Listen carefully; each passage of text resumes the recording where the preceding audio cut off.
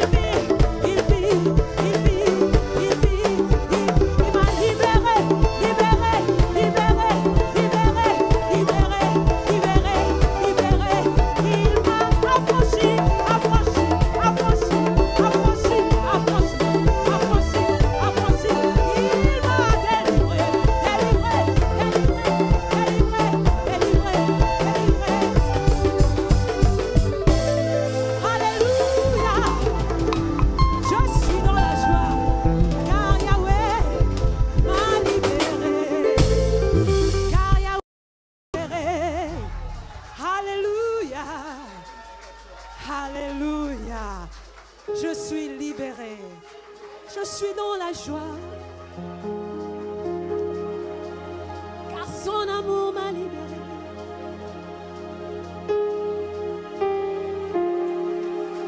Par sa puissance, il m'a affranchi.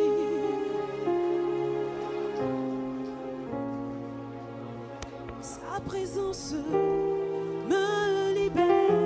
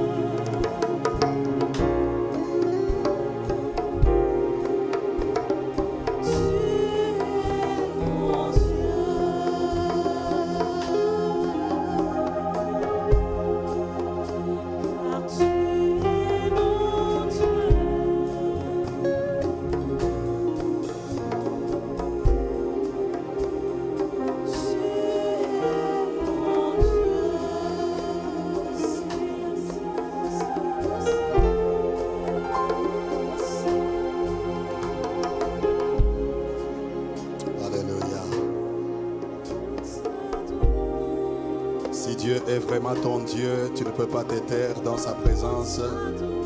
Tu ne peux pas laisser tes idées et tes pensées se déambuler à gauche et à droite. Tu dois te concentrer dans sa présence et l'adorer d'une manière digne de ce qu'il est, de ce qu'il a fait pour toi et de ce que tu attends de lui encore dans ta vie. Que des voix s'élèvent pour adorer notre Dieu. C'est pour cela que nous sommes venus aujourd'hui. C'est pour le louer et pour l'adorer. C'est pour lui donner un culte complet. C'est pour lui donner un culte qui vient du fond de nos cœurs. C'est pour lui donner un culte, alléluia, dont il est digne, lui qui nous a tant aimés. Alléluia, il est notre Dieu. Nous sommes faits pour l'adorer. Nous sommes son peuple et les troupeaux de son pâturage. Il prend soin de nous plus que l'armée. Il prend soin de toi plus que la police. Parce que la police ne peut pas voir ce qui se passe dans le spirituel. Mais Dieu seul est capable de te sauver, de te garder. Quand il y a des traits enflammés de l'ennemi, toi, Dieu les arrête. Voilà pourquoi tout ce qu'il attend de toi, il n'attend pas d'échec. Il n'attend pas que tu le payes. Il n'attend pas je ne sais quoi, tes richesses ou quoi. Mais il attend que tu puisses te donner tout entier à lui et que tu puisses proclamer qu'il est Dieu et qu'il est merveilleux. Quelqu'un adore Dieu ce midi. Quelqu'un adore le roi des rois. Alléluia.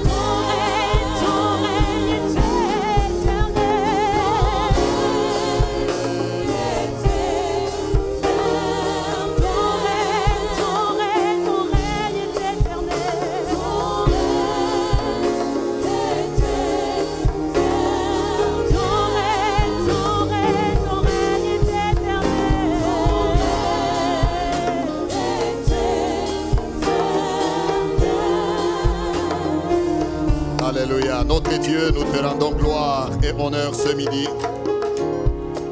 Nous proclamons ta grandeur. Tu es le Dieu qui est célébré à travers les nations de la terre. Tu es celui qui nous a fait à ton image. Seigneur, nous voulons t'élever à jamais ce midi. Tu es celui qui nous guérit de toutes nos maladies. Tu nous délivres de toutes nos détresses. Tu es celui qui fait de nous une nation sainte, ô Dieu, un sacerdoce royal. Tu es celui qui a fait de nous, ô Dieu, des pierres, Seigneur, précieuses, toi-même étant la pierre principale de l'angle, rejetée par ceux qui bâtissaient. Mais tu es devenu aujourd'hui la principale de l'angle. Notre Dieu, tu es le lion de la tribu de Juda. Jésus, tu as reçu un nom qui est au-dessus de tout le nom. Alléluia. En ton nom, Seigneur, tout genou fléchit. En ton nom, toute langue confesse que tu es Seigneur, à la gloire de Dieu le Père. Tu es l'étoile brillante du matin. Tu es, Seigneur, le rocher des âges sur lesquels nous nous appuyons et nous ne tremblons pas, Seigneur. C'est pourquoi ce midi nous déclarons ta gloire et ta grandeur. Béni sois-tu, Seigneur. Sois élevé, sois magnifié, sois exalté, sois acclamé, Seigneur céleste. Sois élevé à jamais, notre Dieu et notre Roi. Tu es puissant, Seigneur. Alléluia. Nous t'élèvons et nous t'adorons. Nous l'acclamons de joie. Alléluia. Nous l'acclamons en poussant des cris de joie. Nous l'acclamons en poussant des cris de joie ce midi. Alléluia.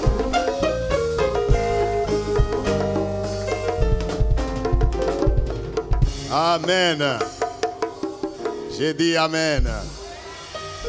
Est-ce que vous êtes dans la joie ce matin? Amen. Est-ce que vous êtes dans la joie ce matin d'être dans la présence de Dieu? Amen. Acclamons bien le Seigneur et poussons des cris de joie dans sa maison ce matin.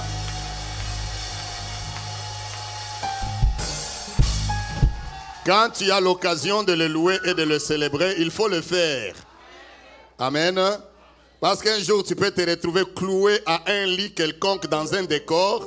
Ta prière va être que, Seigneur, si vraiment tu fais, je vais te louer, je vais te glorifier. Mais maintenant que nous avons tous les atouts possibles, la force, nous sommes bien, nous devons louer et glorifier le Seigneur avec joie. Amen. Des fois, c'est étonnant, nous louons le Seigneur, mais certaines personnes, tu peux vraiment voir que ses pensées sont ailleurs. Amen. Soyons ici. Alléluia. Dis à quelqu'un, sois ici. Amen. Est-ce que nous pouvons encore acclamer le Seigneur ce matin? Gloire à Jésus. J'aimerais que tu puisses serrer la main à quelqu'un cet après-midi. Ce midi, tu le salues, tu le dis, je suis dans la joie de te voir dans la maison de Dieu.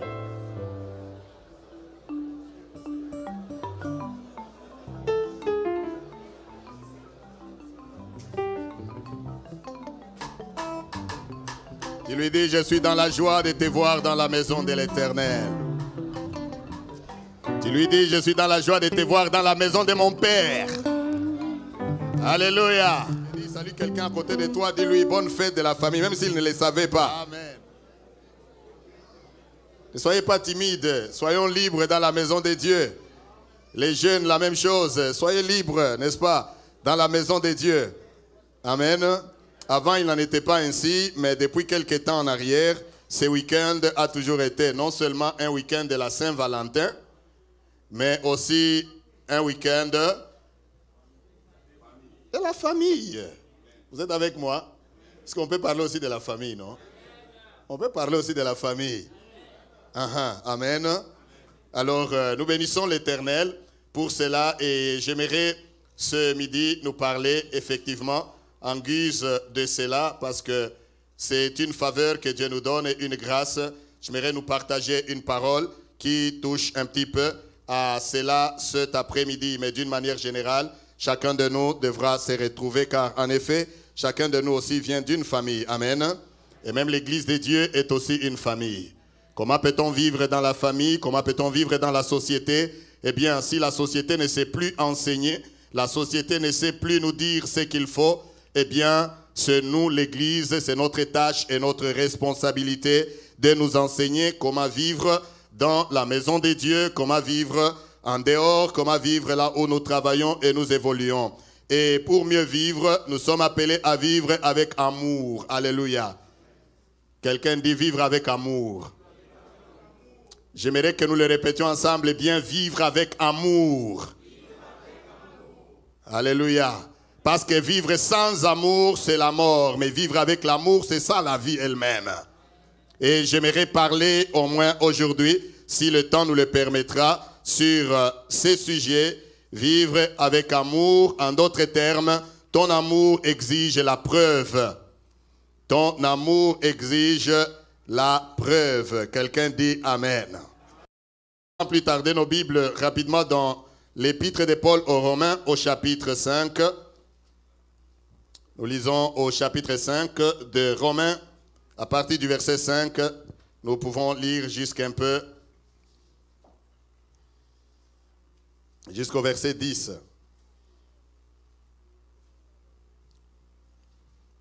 Romains 5, à partir du verset 5 jusqu'au verset 10, vous avez trouvé?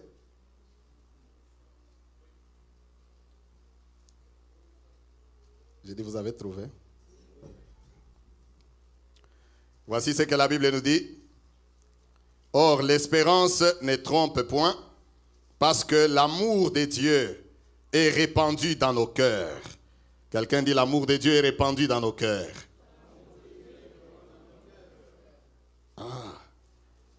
Il dit, or l'espérance ne trompe point, parce que l'amour de Dieu est répandu dans nos cœurs par le Saint-Esprit qui nous a été donné.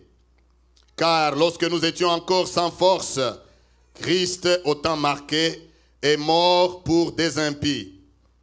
Verset 7, à peine mourrait-on pour un juste, quelqu'un peut-être mourrait pour un homme de bien.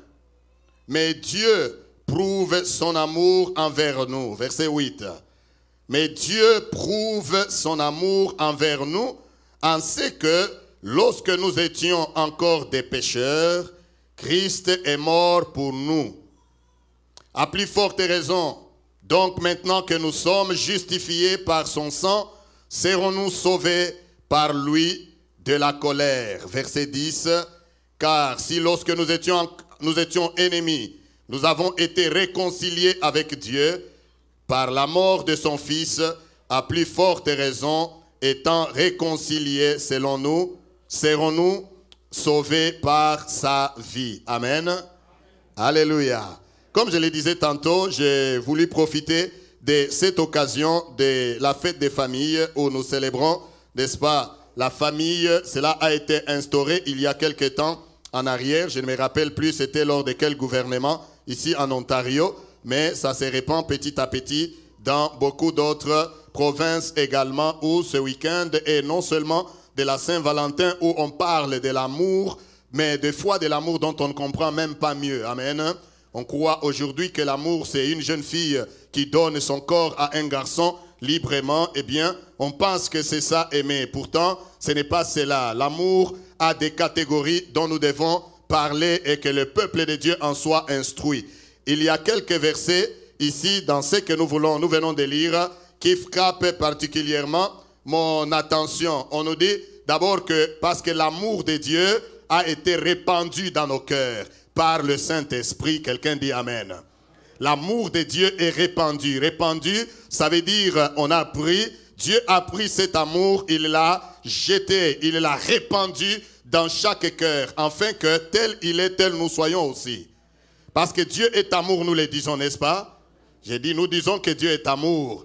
Donc nous aussi, nous devrions être des amours. Ah. Amen. J'ai dit, nous aussi, nous devrions être des amours. Pas des amoureux, mais des amours. Parce que notre Dieu est amour. Toi aussi, tu dois être amour. Amour dans l'église, amour dans la famille, amour dans la société. Alléluia. Quelqu'un dit Amen. Parce que la Bible nous dit que Dieu a répandu son amour dans nos cœurs par le Saint-Esprit. Ça veut dire si dans ton cœur il n'y a pas d'amour, Dieu n'a pas fait ce travail-là encore. Tu dois demander à Dieu de déverser sur toi son esprit. Quand son esprit viendra, il te remplira également de l'amour de Dieu et tu seras semblable à lui.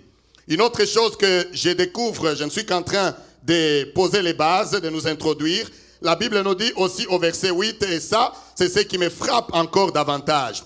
On nous dit, Dieu prouve son amour. Alléluia. Quelqu'un dit prouver. On nous dit, Dieu prouve son amour. Vous savez, quand j'ai médité ce texte, je me dis, un grand Dieu n'a pas pensé à prouver son existence. Les hommes aujourd'hui cherchent par tous les moyens à prouver l'existence de Dieu. Vrai ou faux? Répondez. Ne dormez pas. Amen. J'ai dit, Dieu aujourd'hui, la Bible nous dit que Dieu prouve son amour. Mais les hommes cherchent par tous les moyens à prouver l'existence de Dieu. Dieu pouvait bien se dire, ok, je vais leur démontrer que moi, Dieu, j'existe. Mais il n'a pas voulu prouver son existence. Parce que la Bible nous dit toujours dans Romains que l'existence de Dieu est visible si nous les considérons dans les ouvrages qu'il a créés. Quelqu'un dit Amen. Donc tu n'as qu'à sortir dehors là, voir le froid qu'il fait, pendant que dans d'autres continents, il y a une chaleur extrême, et savoir qu'il y a un Dieu qui contrôle les saisons, les temps, les climats, les continents et tout ce que vous voulez. Nous disons Amen. Il n'a pas voulu prouver son existence, mais la Bible nous dit, il a prouvé son amour. Très important. Il a voulu prouver, en d'autres termes, démontrer. Vous savez, le mot prouver, nombreux utilisent ça aujourd'hui, surtout les païens, dans les jargons des païens, quand il veut démontrer qu'il a l'argent, ou bien s'il y a une petite compétition, il va se dire que je vais lui prouver que moi j'en ai les moyens. C'est vrai ou ce n'est pas vrai? Oui, il y a des gens qui vivent toute leur vie à chercher à prouver. À se prouver les uns et les autres. C'est prouver que moi j'ai plus d'argent que lui. C'est prouver que moi je suis plus belle que elle. C'est prouver que moi je suis très intelligent que lui ou elle. Bien-aimé, tout cela est inutile. Une seule chose que Dieu nous demande, lui il nous a prouvé l'amour. Nous aussi nous devons prouver notre amour. Si tu dis que tu aimes, prouve cet amour-là. Alléluia. Si tu dis que tu aimes, démontre cet amour, telle est la pensée et la volonté de Dieu. Quelqu'un dit Amen. Lorsqu'on parle de l'amour, bien-aimé, c'est un sujet capital et intéressant pour tout enfant de Dieu. Si dans ton cœur, tout le long de ces messages, quand je vais parler, ma prière et le souhait de mon cœur est que chacun de nous se retrouve. Il arrive un temps, nous courons, nous nous agitons, nous voulons des amens, nous voulons des cris, nous voulons des miracles, nous voulons voir des choses. Mais il y a un temps, nous nous asseyons pour nous mirer nous-mêmes face à ces dieux que nous confessons. J'aimerais dire un amen bien fort.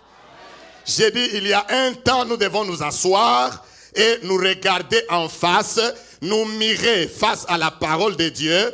Et dans cette responsabilité, c'est Dieu que nous professons, pour lequel nous sommes venus nous asseoir en ces lieux. Nous chantons, nous les louons. La Bible dit que Dieu, il a prouvé son amour.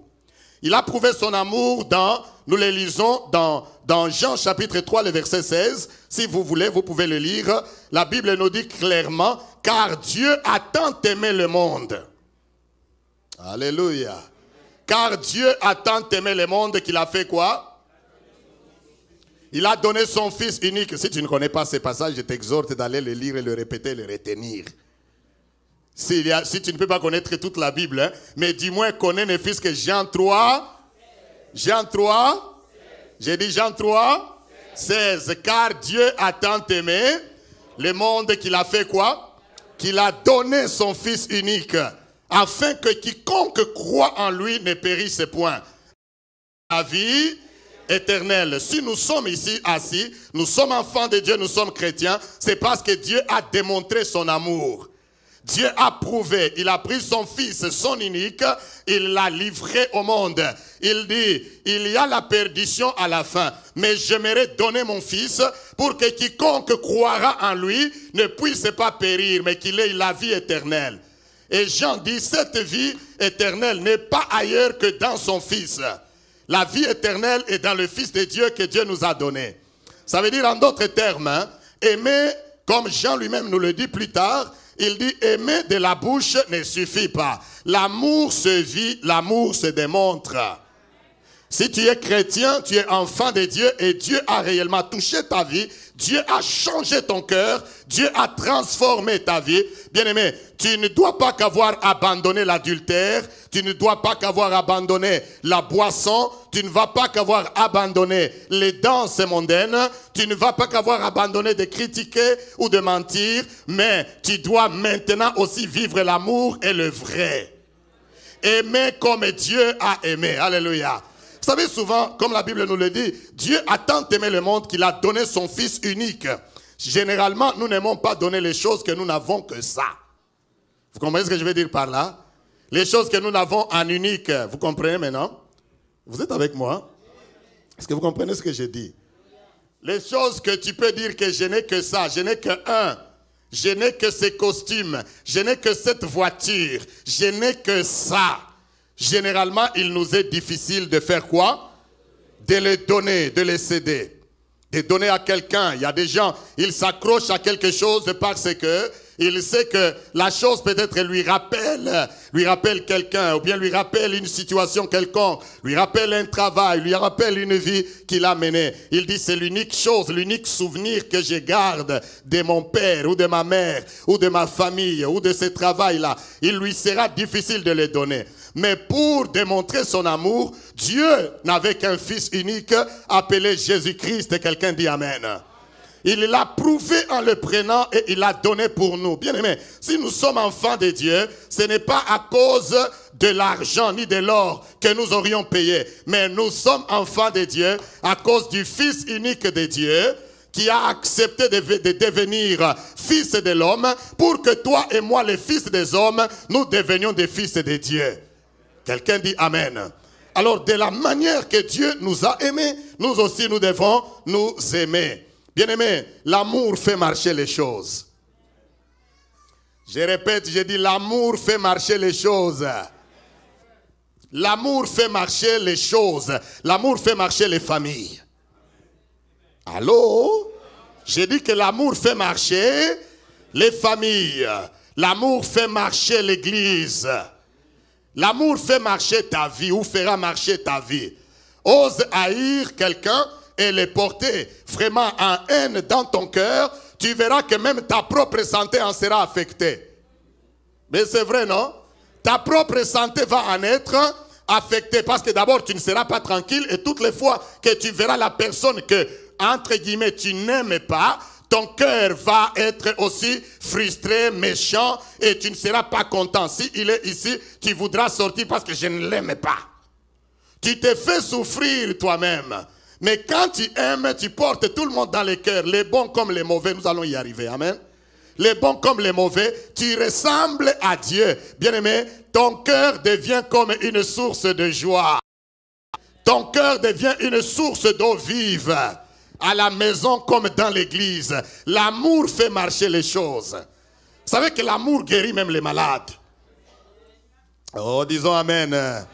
L'amour fait guérit même les malades dans les familles. Mais là où il n'y a pas d'amour, bien-aimé, il n'y aura pas de joie, il n'y aura pas non plus de paix parce que la haine est du diable. C'est pourquoi j'aimerais plus insister sur l'amour ce midi. Avant de continuer, ou en continuant, j'aimerais nous dire ceci. Il y a 5 groupes de gens que la Bible nous demande d'aimer. Quelqu'un dit 5 groupes. C'est tout simplement ces groupes-là sur lesquels je vais insister et nous allons partir d'ici. Quelqu'un dit Amen.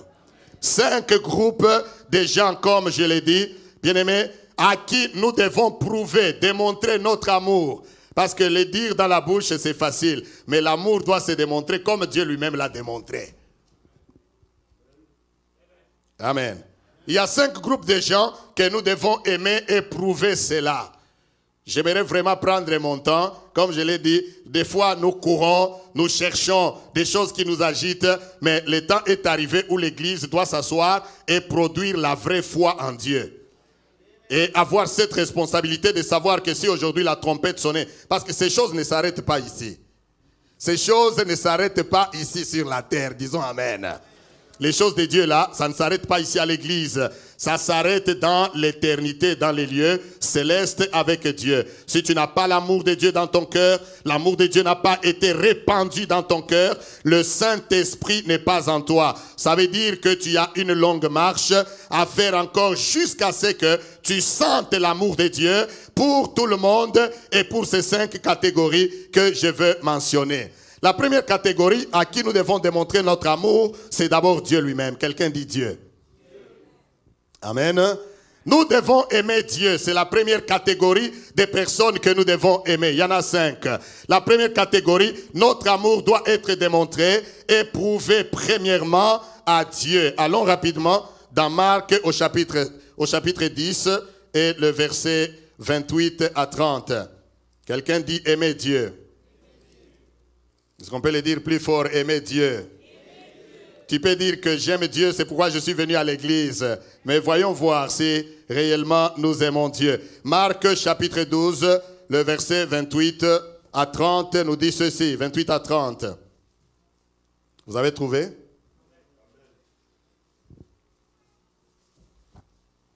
Marc chapitre 12, le verset 28. J'ai dit quoi? J'ai dit Marc 12. C'est ça, n'est-ce pas?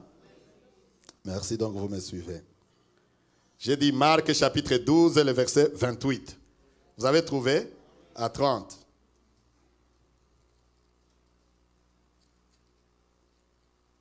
Moi-même, j'ai encore quelques pages à sillonner parce que j'étais dans Matthieu.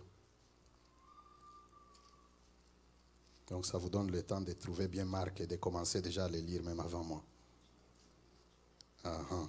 Amen. Voilà. Marc chapitre 12, le verset 28, la Bible nous dit, un des scribes qui les avait entendus discuter, sachant que Jésus avait bien répondu aux Sadducéens, s'approcha et lui demanda, quel est le premier de tous les commandements? Amen. Quel est le premier de tous les commandements? Jésus répondit, voici le premier. Écoute Israël, le Seigneur notre Dieu est l'unique Seigneur. Et tu aimeras le Seigneur ton Dieu de tout ton cœur, de toute ton âme, de toute ta pensée et de toute ta force. Alléluia. J'aimerais signaler à quelqu'un que ces passages ne sont pas juste écrits pour décorer, ou bien ce n'est pas la loi de Moïse. Le Seigneur le répète en son temps pour dire, quelqu'un est venu. D'abord, vous savez que quand Jésus vivait, beaucoup de gens venaient lui poser beaucoup de questions, n'est-ce pas? Les pharisiens pouvaient venir lui poser la question sur le mariage. Il dit, est-ce qu'il est permis à un homme, s'il ne veut plus de sa femme, juste de venir lui écrire une lettre, comme la loi de Moïse nous le dit. Tu lui écris la lettre, tu lui donnes, et elle est partie. Tu en prends une autre et tu fais entrer chez toi. Jésus a répondu à cette question-là. Quand il a répondu aux pharisiens, les Sadducéens aussi sont arrivés. Ils ont aussi posé la question à Jésus en disant, c'est là où nous venons de lire un peu plus haut, ils ont dit, mais s'il y a la résurrection, parce que les Sadducéens ne croyaient pas à la résurrection. Alors ils pensaient prendre Jésus en piège. Ils ont dit, mais s'il y aura la résurrection réellement, eh bien il est dit que à la résurrection des morts, si une femme maintenant, elle a eu 7 maris, premièrement, elle s'est mariée à un premier mari, le mari est mort. À un deuxième mari, le mari est mort également, la femme est toujours là. Troisième mariage, quatrième mariage, jusqu'à 7 maris.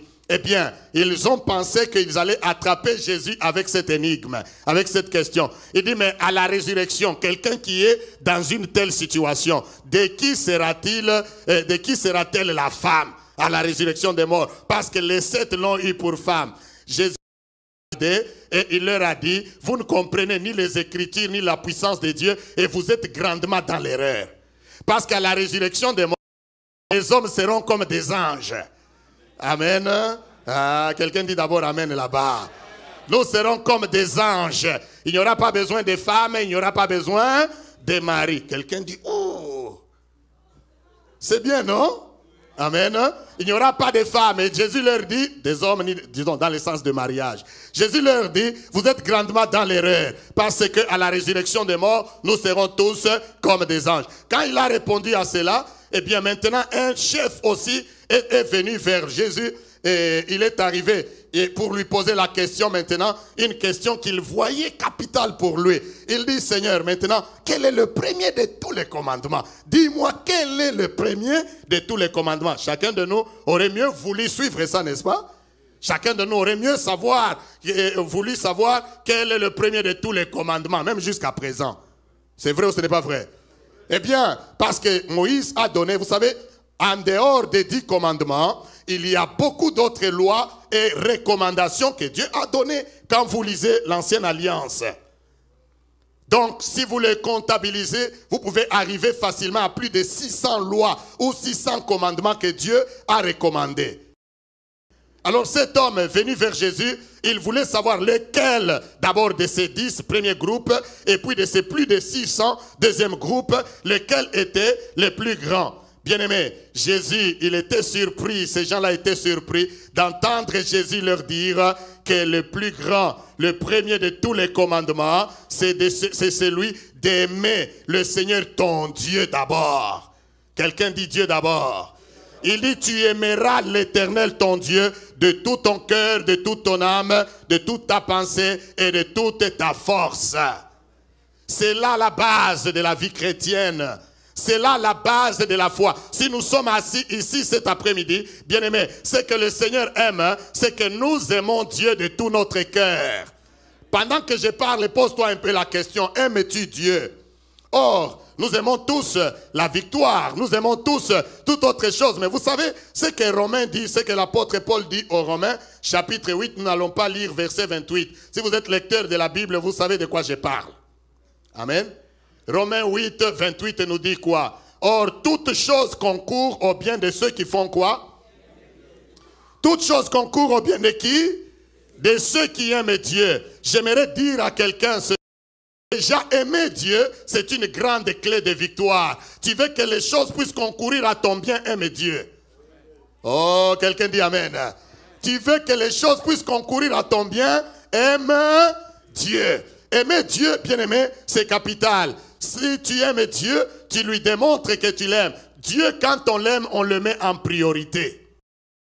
L'heure est arrivée que l'Église sache ces choses. Amen. Ah, amen. Quand on aime Dieu, on le met en quoi? En priorité. D'abord Dieu. Dans tout ce que tu veux faire, tu penses à Dieu. Tu veux t'habiller, pense à Dieu.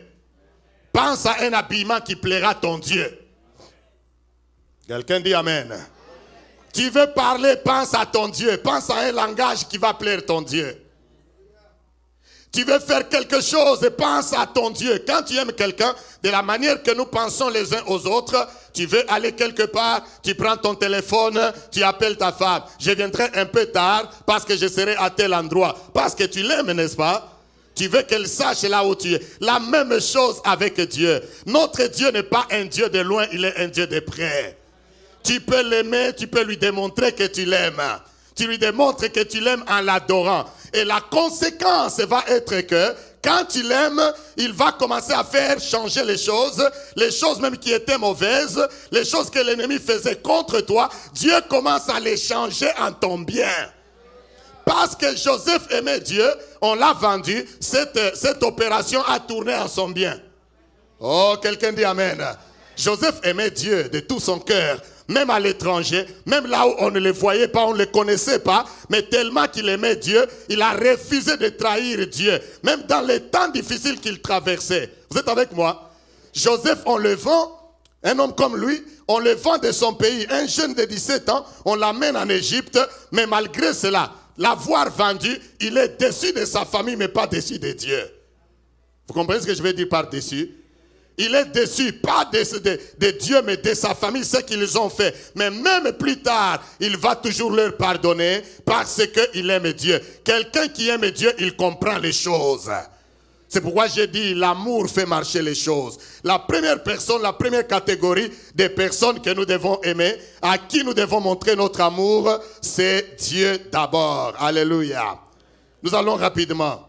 Si nous aimons Dieu, nous verrons que toute chose va concourir à notre bien. Deuxième catégorie. Alléluia. Quelqu'un dit parlons-en. Deuxième catégorie. Non seulement tu aimes Dieu, mais je prends la deuxième catégorie des personnes à qui nous devons démontrer notre amour, toujours dans ce passage avant d'aller plus loin, ou au lieu d'aller plus loin.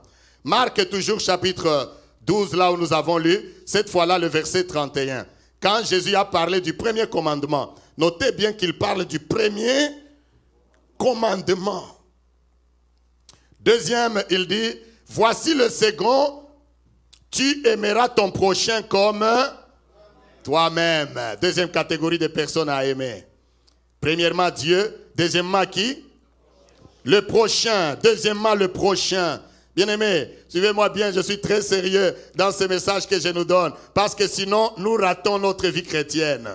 Nous pouvons beau venir, élever nos mains, louer, chanter, sauter, crier, prier, parler même en langue.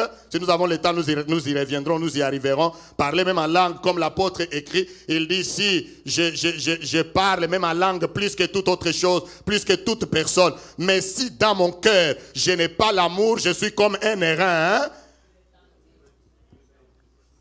Comme un airain qui retentit, un airain qui résonne, comme des cymbales. Si tu n'as pas l'amour, tu peux tout faire. Ça sera comme nos jeunes gens ici qui jouent au drum. Bam, bam, bam, bam, bam, bam, bam. S'il n'y a pas l'amour. La deuxième catégorie, quand tu aimes Dieu, deuxièmement, aime ton prochain. Ah, amen.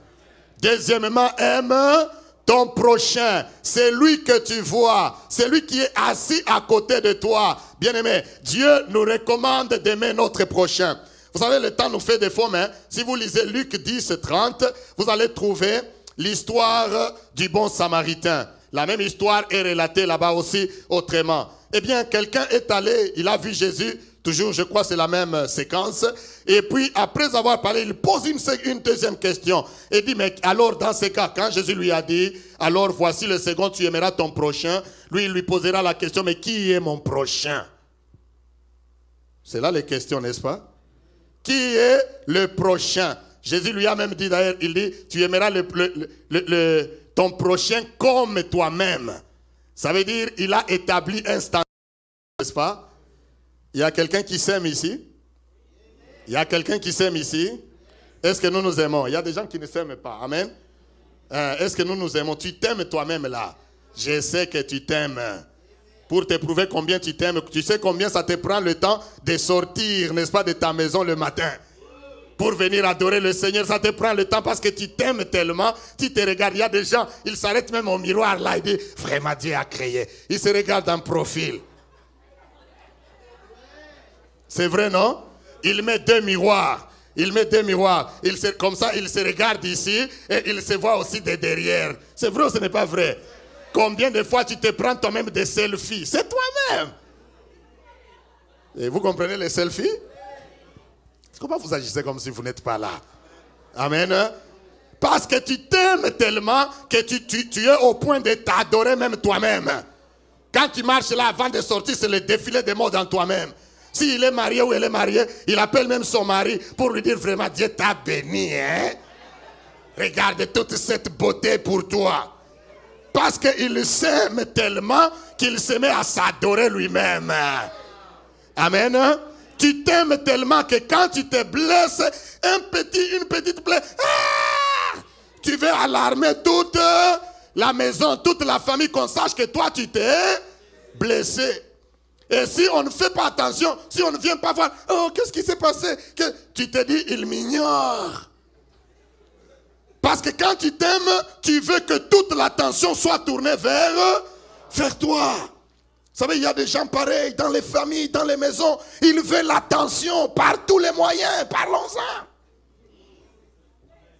Oh, amen. Ils veulent l'attention, bien-aimé. De la même manière que tu veux l'attention parce que tu t'aimes, sache aussi que le prochain aime aussi cette attention-là. Disons amen. Nous devons aimer le prochain. Ça veut dire quoi? Bien-aimé, aimer la personne que Dieu a créée à ton image. Si l'amour de Dieu est répandu dans nos cœurs, nous devons le démontrer à notre prochain comme nous-mêmes. Je ne veux pas qu'on me fasse du mal, je ne ferai pas non plus du mal à quelqu'un. Ah, disons amen bien. Encouragez-moi à parler de ces choses. N'attendez pas que miracle, n'attendez pas que l'argent, prospérité. Toutes ces choses, lorsque l'amour est là, bien aimé, la prospérité viendra. L'argent suivra là où il y a l'amour. Il y a des gens qui ne sont pas bénis parce que leur main est comme ça. Ils n'aiment personne. Dieu dit, mais si je bénis un homme comme celui-ci, c'est un gaspillage. C'est vrai, non? Mais si tu as un cœur plein d'amour, Dieu sait que si je le bénis, il va être un canal de bénédiction pour les autres. Parce qu'il sait l'amour qu'il y a en toi. Il a posé la question, il dit, et qui est mon... Et Jésus l'a ramené à la parabole du bon samaritain. Luc 10, 30, nous n'allons pas lire. Je suis dans la deuxième catégorie. Tu aimes Dieu et puis tu aimes qui? Amen. J'ai dit tu aimes Dieu et puis tu aimes qui? Ton prochain. Aimer le prochain. Mais j'aime beaucoup le standard ici, j'insiste là-dessus. Le standard qui est mis ici, c'est quoi? C'est quand on compare. Amen. Il dit... D'abord, aimer Dieu, il a dit tu aimeras l'Éternel ton Dieu de tout ton cœur, de toute ton âme, de toute ta force, de toute ta pensée. Amen. Et le deuxième, il dit tu aimeras ton prochain. Très facile. Parce que tu peux te poser la question, comment je vais aimer le prochain? Comme tu t'aimes toi-même. Quand tu n'aimes pas qu'on parle, toi non plus ne parle pas mal de l'autre. Disons amen, Église. Amen. Quand tu n'aimes pas qu'on parle mal de toi, toi non plus ne parle pas mal. Quand tu n'aimes pas qu'on mente, qu'on te trompe, toi non plus ne vas pas tromper. Quand tu aimes, bien-aimé, tu vas penser d'abord de la même manière que... C'est tellement facile que Dieu a facilité les choses que de la même manière que tu te compares, tu compares aussi l'autre. Est-ce que j'aimerais qu'on me fasse ça? Par conséquent, moi non plus, je ne peux pas le faire à l'autre. Même si c'est au travail, il y a des gens qui sont habitués à accuser les uns les autres. D'abord, entre parenthèses, le ministère d'accusation, c'est le ministère du diable. Amen. Le ministère d'accusation, c'est le ministère du diable. Vous êtes dans la famille, il va accuser la belle-sœur chez son mari, il va accuser papa chez maman, il va accuser l'oncle chez son grand frère. Arrêtez ce ministère-là. Amen. Il faut aimer Dieu et aimer son prochain. Comme soi-même. Alléluia. Oui, acclamons bien le Seigneur. Vous pouvez bien acclamer. N'attendez pas seulement qu'on vous dise parler de prospérité. Aime ton prochain comme toi-même. Quand on parle du bon samaritain, on parle de quelqu'un qui voyageait et puis qui a été tabassé en cours de route. C'est ça la vraie foi. Vous savez, les autres sont venus d'abord, je ne sais pas moi, c'était un sacrificateur. Il est venu, il est passé par là pendant que quelqu'un est frappé et est en train de saigner, il est parti. Un autre, je ne sais pas si c'était le pharisien, la même chose. Mais le troisième, c'est le bon samaritain. Il est arrivé là-bas, il a pris soin de l'autre. L'amour du prochain prend soin du prochain. Oh, amen. Prends soin des autres. Y a-t-il des gens que Dieu t'a donné dans ta famille ou dans ta maison? Prends soin d'eux. Ce sont tes prochains d'abord juste là. Amen. Troisième catégorie. Je dois finir ces catégories parce qu'il y a beaucoup de choses que nous pouvons couvrir. Le mercredi, je parle sur la fidélité de Dieu. Et le dimanche, je vais parler sur l'amour. Disons amen. Parce que si nous n'avons pas l'amour, bien aimé, nous serons comme les reins qui résonnent. Je vais y arriver. Amen. Troisième catégorie des recommandations. Non seulement la Bible nous demande d'aimer Dieu, la Bible nous demande d'aimer notre prochain, mais la troisième catégorie entre dans la famille maintenant. La Bible dit, Marie, aimez vos femmes. Encouragez-moi quand même. Marie, aimez vos femmes. Et femmes, sois soumise à ton mari. Et enfants, obéissez à vos parents. Nous sommes dans la famille maintenant. Parce que des fois, on est toujours Dieu, Dieu, Dieu, on pense, on est spirituel, trop spirituel. Amen, amen. Rentrons dans la famille. Aimer Dieu, aimer son prochain. Et au mari, on recommande d'aimer. À la femme, on recommande de se soumettre. Aux enfants, on recommande d'obéir. Le tout, c'est dans le même paquet de l'amour. Ça ne se sépare pas. Quelqu'un dit Amen. Cela se trouve dans, j'aimerais que nous le lisions. Ça se trouve dans Éphésiens rapidement, Éphésiens 5, le verset 25 d'abord, Éphésiens 5, 25. Ne vous en faites pas, on va terminer dans quelques instants. Regardez un peu ce que la Bible nous dit dans Éphésiens 5, 25.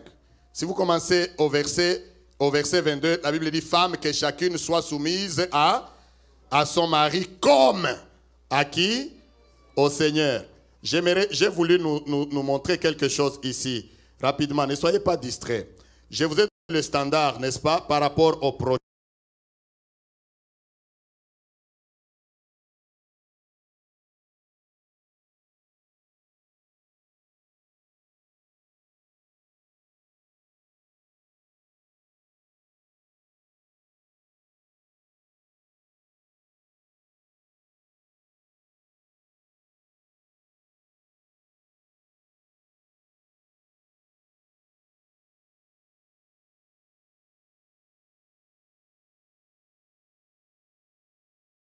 C'est-à-dire à quoi c'est comparé.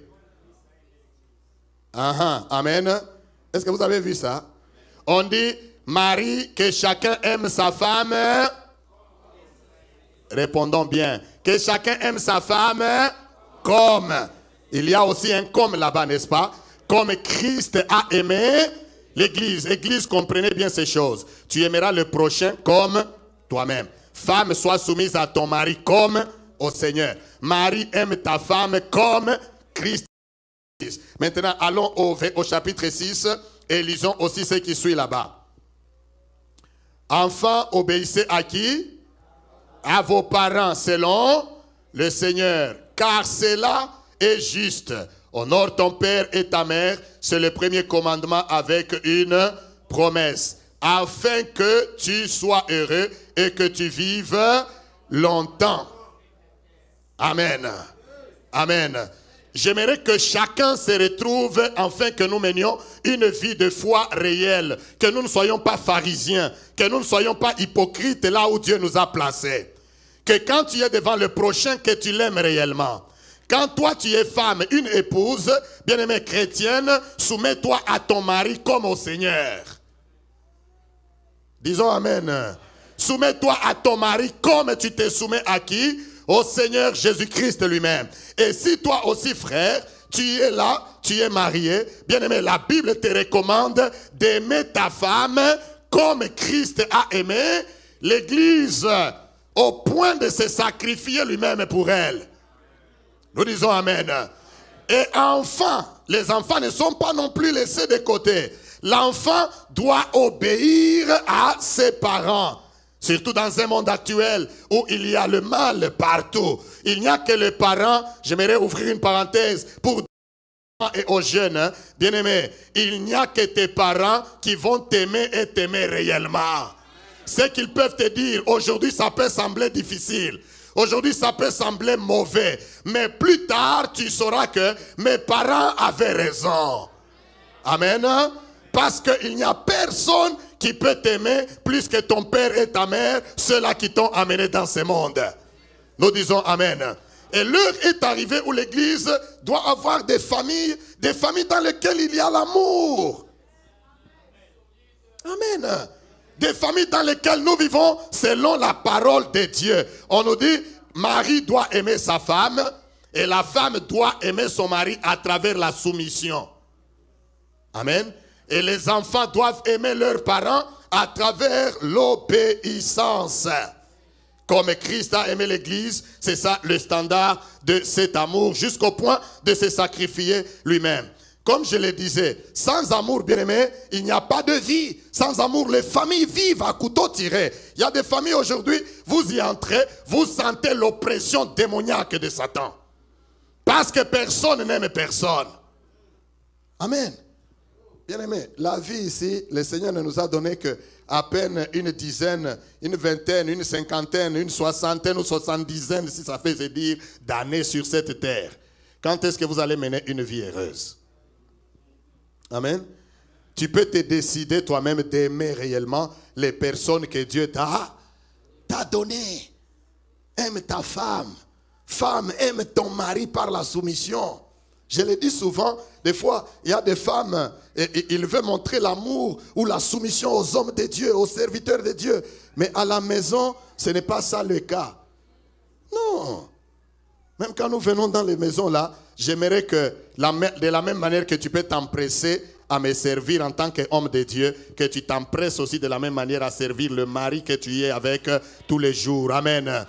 Disons amen bien. Oui, tu t'empresses de la même manière. C'est ça la vie chrétienne, c'est ça la foi et c'est ça l'église. Nous devons enseigner ces choses. D'abord ton mari.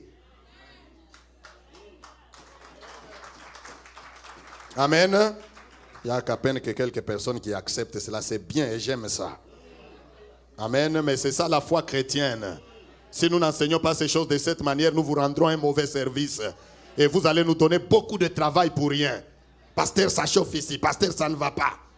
Bien-aimé, la solution, aime ta femme, femme soit soumise. C'est si simple, c'est écrit dans la Bible. Vous voulez que nous on invente quoi maintenant? Amen. J'ai dit c'est écrit dans la Bible. Tu veux que nous inventions quoi? Aime ta femme, femme soit soumise. Enfants, obéissez à vos parents. Selon le Seigneur. L'unique occasion où un enfant ne peut pas se soumettre à son père ou à sa mère, c'est lorsqu'il te demande de faire quelque chose qui n'est pas biblique. Là, appelle-moi, nous venons lui résister ensemble. Amen. Mais quand c'est correct et biblique, enfant, obéis à tes parents. Quand papa et maman disent ne sors pas, ne sors pas.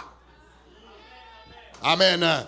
Quand ils disent ne va pas, ne va pas. Ne pense pas qu'eux, ils sont old-fashioned. Ils sont dépassés. Non, nous ne sommes pas dépassés, nous sommes très clairs. Nous connaissons beaucoup de choses. Les yeux rouges, là, on vit des choses. Disons amen. Vous savez, beaucoup de gens à qui les parents ont conseillé, ont donné des conseils, qui ne les ont pas obéis, aujourd'hui ils les regrettent. D'ailleurs, je peux aller même plus loin, même parents biologiques, même comme parents spirituels. Hein. Parce que vous devez savoir aussi que nous aussi, nous sommes les parents, nous sommes vos parents. Spirituellement parlant. Amen. Oui, je suis votre père. Je peux être plus jeune que vous, mais je suis votre père. Quand je donne une opinion, considérez-la. Parce que je sais, quelqu'un dit amen. Oh, alléluia. Vous pouvez dire que non, il est jeune par rapport à moi. Je suis jeune, mais Dieu nous a donné des fois la sagesse, pas au même temps. Amen. Tu peux m'amener un dossier, je pars, je prie, je viens, je te donne un conseil, tu l'appliques, Dieu te bénit. Aujourd'hui, on a tendance à mépriser même les parents spirituels. Ça existe, cette histoire des pères spirituels. Ça existe. C'est biblique. Amen. Vous devez aimer. Dans nos familles bien-aimées, aimons-nous. Femme, sois soumise à ton mari. Mari, aime ta femme. Enfant, obéissez à vos parents. Si vous me donnez 3-4 minutes, je vais terminer avec les deux autres catégories pour ne plus y revenir. Amen. Donc j'ai dit que premièrement, la Bible nous recommande d'aimer quel groupe premièrement? Deuxièmement? Troisièmement? Ta famille. Merci. Vous êtes des bons élèves de la parole de Dieu. Nous acclamons le Seigneur. Maintenant, voici venir la quatrième catégorie. C'est là où les Romains s'empoignèrent. La Bible nous recommande quatrièmement d'aimer qui? Nos ennemis. Oh! Allons dans Matthieu, rapidement. On va terminer dans quelques minutes. Matthieu chapitre 5, verset 44. Amen. Est-ce que vous recevez quelque chose? J'ai dit, est-ce que vous recevez quelque chose? C'est digne d'une journée, d'un week-end de la famille. L'amour. Dis d'abord à quelqu'un l'amour. Si tu n'aimes pas, surtout si tu n'aimes pas les gens avec qui tu vis, les que Dieu t'a donné. Maintenant, vous allez être dans la maison, celui-ci regarde. à gauche, au nord, l'autre regarde au sud. Mais maintenant, à quoi la joie de vivre? Amen. Connaissons ces choses. Matthieu 5, 44. Vous avez vu ça? Commençons même à 43. Vous avez appris qu'il a été dit, tu aimeras ton prochain et tu haïras ton ennemi. Amen. Il dit, vous avez appris que tu aimeras ton prochain et tu haïras ton ennemi. Maintenant, Jésus donne sa version. Il dit, mais moi, amen, mais moi je vous dis, aimez. Lisons plus fort, c'est. Moi je vous dis, aimez vos ennemis. Bénissez ceux qui vous maudissent. Faites du bien à ceux qui vous haïssent. Et priez pour ceux qui vous maltraitent et qui vous persécutent. Aïe, aïe, aïe, aïe, aïe. Amen. Là, ça devient grave, hein? Ce n'est pas un apôtre qui parle. C'est qui? C'est qui parle? Jésus lui-même.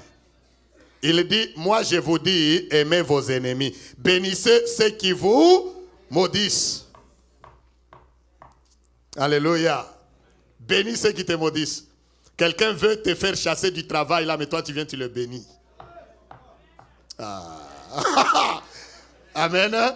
Tu ne penses pas que, mais comment je vais payer mes loyers? Si lui il savait, j'ai de la famille, hein? Comment ma famille va vivre? La Bible dit, il te veut du mal, toi fais quoi? Bénis-le. Prie pour lui.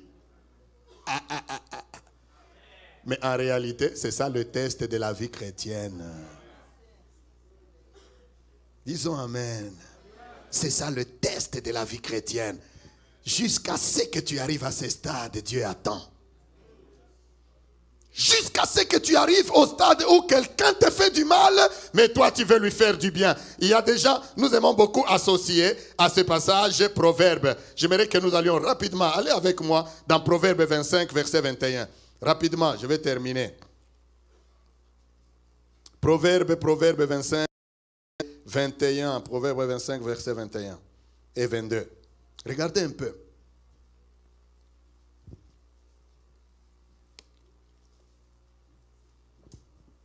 Vous avez trouvé? Proverbe 25, verset 21. La Bible dit, si ton ennemi a faim, fais quoi? Si ton ennemi a faim, donne-lui du pain à manger. Ton ennemi, hein? Si il a soif, fais quoi? Donne-lui à boire. Car, maintenant regardez, ce verset est compliqué. Il dit, car ce sont des charbons ardents que tu amasses sur sa tête. Et l'Éternel te récompensera. Allô? Tu vois, Jésus dit, aimez vos ennemis. Bénissez ceux qui vous maudissent. Priez pour ceux qui vous maltraitent. Alléluia. Parce que la part, quand tu fais ça de tout ton bon cœur, quand tu fais ça, eh bien, Dieu lui-même s'occupe de. Ça devient comme des charbons. S'ils continuent à être tes ennemis, ça devient comme des charbons ardents que tu amasses sur leur tête. Au lieu d'aller, en d'autres termes, au lieu d'aller te venger, laisse à Dieu la vengeance. Quelqu'un dit amen. C'est ça la vraie foi, c'est ça la vie chrétienne. Au lieu d'aller te venger, laisse à Dieu la vengeance. C'est ça la vie chrétienne. Quelqu'un te fait du mal, toi prie pour lui. Ton ennemi. Il est normal qu'on ait des ennemis, mais toi ne vas pas créer des ennemis. Si les gens nous considèrent comme leurs ennemis, ça n'engage que eux. Nous les verrons peut-être par les actes qu'ils nous feront. Quelqu'un vient comme l'exemple que je viens de dire. Il veut que tu sois chassé du boulot, par exemple. On doit les chasser, on doit te chasser. Ceci, c'est là. C'est ton ennemi parce qu'il te veut du mal, n'est-ce pas? Mais toi, ne sois pas son ennemi pour que si on me chasse, moi je pars, toi aussi tu pars. Non, non. Toi, prie, même si je pars, que Dieu t'élève davantage dans cette compagnie. Est-ce que tu peux faire ça?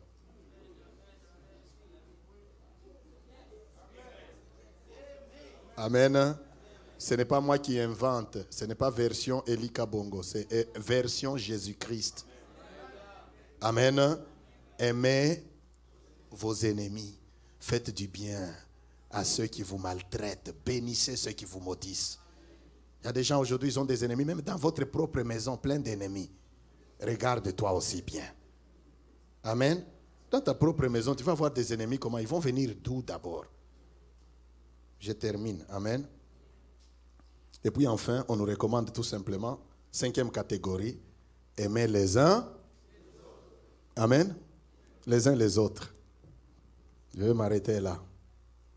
Aimez-vous les uns, les autres. Aimez-vous les uns, les autres. Ça veut dire en d'autres termes, ici l'amour s'élargit davantage. Aimez les uns les autres, vous aimez, eh bien ça veut dire il n'y a pas de limite pour quelqu'un dit Amen.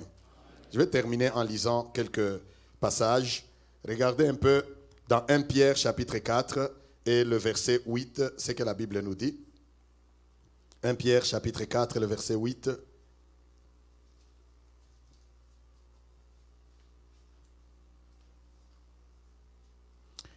Je vais commencer au verset 7. Il dit, la fin de toutes choses est proche.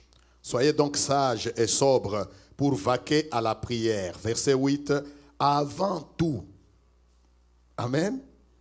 Avant tout. Ayez les uns pour les autres un ardent amour. Car l'amour couvre une multitude de péchés. J'aime analyser la parole de Dieu. Il dit avant tout. Est-ce que quelqu'un peut répondre? Avant tout, ayez les uns pour les autres un ardent amour, car l'amour couvre une multitude de fautes. Ça veut dire, avant de murmurer, aime d'abord. Avant de critiquer, aime d'abord. Il a dit ici, avant tout.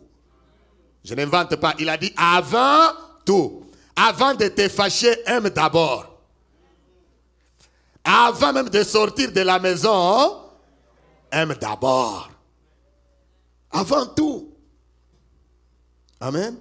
Avant de parler du maître, aime-le d'abord. Avant de chercher ton propre bonheur et ta propre joie, aime d'abord l'autre.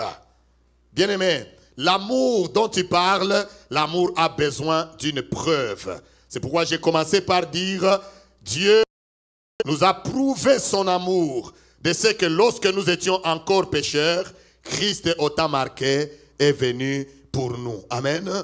Il est temps que chacun de nous puisse se prouver soi-même, que chacun de nous éprouve son propre cœur pour savoir, je veux que Dieu me bénisse, je veux que Dieu m'élève, je veux que Dieu me donne, je veux que Dieu m'établisse, je veux ceci, je veux cela. Mais est-ce que l'amour de Dieu a aussi été répandu dans mon cœur? Amen. Tes actes, les actes que tu poses, témoignent-ils que tu es vraiment un homme ou une femme en qui l'amour de Dieu réside? Nous rentrons à Romains, là où nous avons lu Romains 5, pour dire l'amour de Dieu a été répandu dans nos cœurs. C'est un dimanche de famille, mais c'est aussi un dimanche où nous tournons nos regards les uns vers les autres pour nous éprouver si réellement l'amour est répandu, l'amour de Dieu dans nos cœurs. Avant toute chose, considère aussi les autres et l'amour couvre une multitude de péchés. C'est cette catégorie que j'ai voulu nous rappeler et nous amener pour dire que Dieu attend que tu démontres ton amour à ces 5 groupes ou ces 5 catégories. Premièrement, c'est qui? Dieu lui-même. Deuxièmement, le prochain. Troisièmement, la famille. Quatrièmement, l'ennemi. Cinquièmement, qui reste encore? Tout est couvert. Amen. Que Dieu bénisse sa parole. Amen.